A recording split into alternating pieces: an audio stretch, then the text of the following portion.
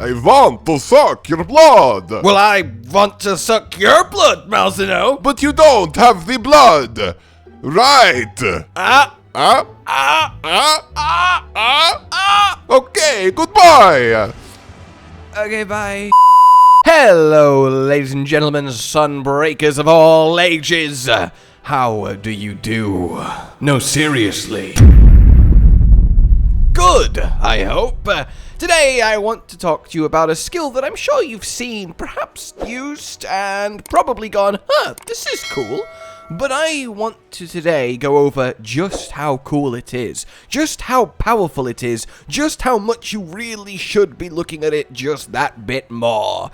Yes, it is the Malzeno armor set, and honestly, this is the single best armor set in the game. And I don't mean just whack on all 5 pieces and that's your best build for every weapon. I mean, if you told me I was only allowed to wear one monster's full armor set and never change, which one do I choose? It would be Malzeno, because on balance, it is the best template, complete, powerful set for every weapon, and that's very cool. Obviously, mixed sets are better and will always be better, but hey, getting these kind of skills going on from just filling out the decorations and the base skills, and not including weapon slots or a talisman, yeah, that is pretty tasty. Tasty like blood. Bloodrite. We're talking about Bloodrite today. So Bloodrite then is of course a new skill to Sunbreak and only found on the Malzeno armor, 1 on the chest and 2 on the waist specifically, making it of course prime for mixing into other pieces of armor. It's on the surface then quite simple. A portion of the damage that you deal to a broken part on a monster is returned to you as health. Essentially, this is World Iceborne health augments on absolute steroids, because the healing is massive. And the thing is, the broken part requirement is initially a barrier to entry. Sure, it initially might make it seem not as good, but the thing is, the part that you will be breaking is the part that you want to be attacking, like the squishy head of most monsters, which means it encourages you to hit the spot that will make you do the most damage in order to also heal. So it kind of, by its existence, is almost a damage increase by simply, subconsciously making you want to hit the spot that you've broken, because that's the spot that does the most damage to the monster, because that's the spot you've been hitting, so thus that's the spot you've broken, and it's kind of this self-fulfilling loop of death. That's really neat, and of course, because of that, Part Breaker, which the armor comes with, becomes quite a fun skill to help go with this, though I wouldn't deliberately go after it just because you're running Bloodrite. But let's get Bloodrite down to it. What actually is the numbers here? Well, it's fairly simple once again. Rank 1 converts 4% of your damage to health, which kind of looks like this when doing a sleeping charge attack against a Kula Yaku.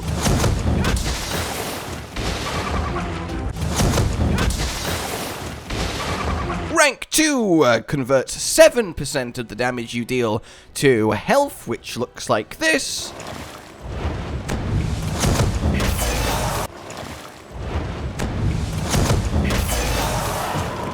And finally, rank 3 converts 10% of the damage you deal, which is ludicrous, and is basically a max potion on any weapon that's capable of doing a significant amount of damage in one go, like Greatsword, like the Hunting Horn's new Egg Pop Explosion, and a Sacred Sheath, and so on and so forth across the weapons. In any case, that looks like this.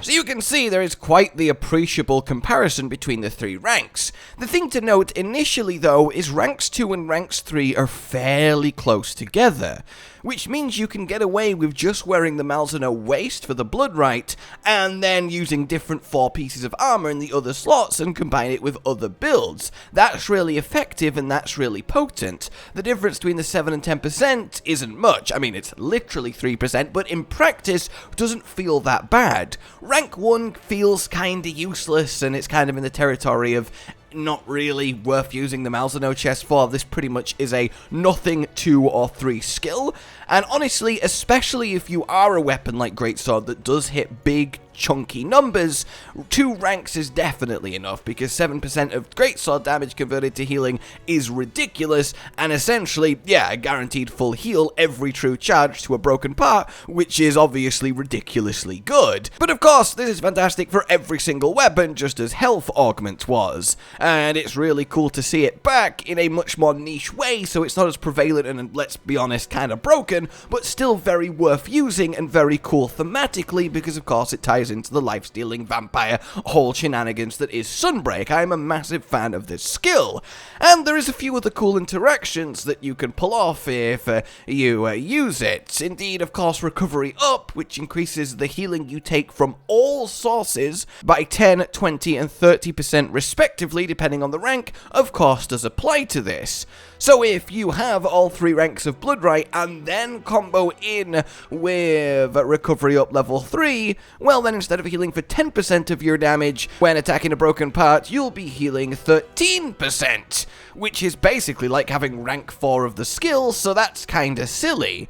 And obviously, one of the major selling points of this skill is how it interacts extra with afflicted monsters. Because you'll be getting Bloodrite on you and your actual healing and your mega potions is vastly reduced, healing from Bloodrite is really potent because that's not affected. You still get your full healing from that, on top of the actual extra healing that just hitting a monster while suffering from blood blight does, so you essentially can go hyper mega aggressive against afflicted monsters through a combination of these 2 pieces of Malzeno armor and actually playing with the blood blight that they give you when they hit you, and you have this cool back and forth game of never needing to drink potions, being a little bit reckless but it paying off, and you doing loads of damage because you're never stopping the relentless aggression because all your healing is going from damage, and I think that is not an accident that they have set it up that works really well. They want you to go hard on afflicted monsters, and Bloodrite is very much one of the skills that lets you do that.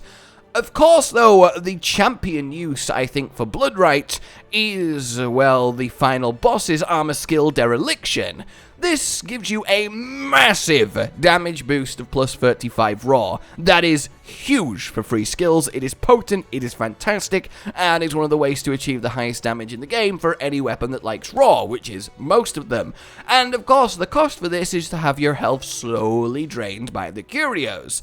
But of course, if you are healing for 10% of the damage that you do while this is happening, that more than makes up for it, and you will definitely heal more than you drain, and that is a kind of beautiful symphony. The kind of downside here is that if you use Malzeno pieces with the final boss's pieces, you will probably do less damage overall because the Malzeno pieces aren't actually that efficient than if you just used a normal set, but that said, it's still a really fun interaction. And of course, thematically really fitting that the 2 masters of the curio work really synergistically together when it comes to the curio. But yeah, I wanted to make a little talk just on simply how effective this is, and if you're not interested in pure min-maxing, which is completely fair enough, you want to hunt in a way that is comfortable and fun for you, and well, Bloodrite is the definition of comfortable and fun. Getting that healing in, letting you be more aggressive, it just feels good, and it works so well for the flow of your hunts, and you just feel powerful. Just being able to go to a downed monster while on low health and hit it to both do damage and fully heal instead of drink a potion first is wonderful. And seriously, 10% of your damage to health, that is where it's at. So I hope you're enjoying Bloodrite. Let me know if you guys have properly given it a go and any cool uses you've found for it.